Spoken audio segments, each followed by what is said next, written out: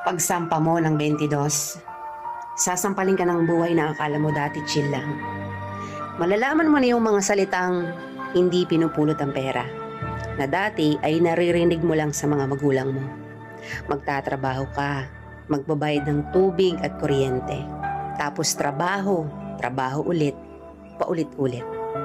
Mamimiss mo yung batang ikaw, musmos, walang alam sa mundo.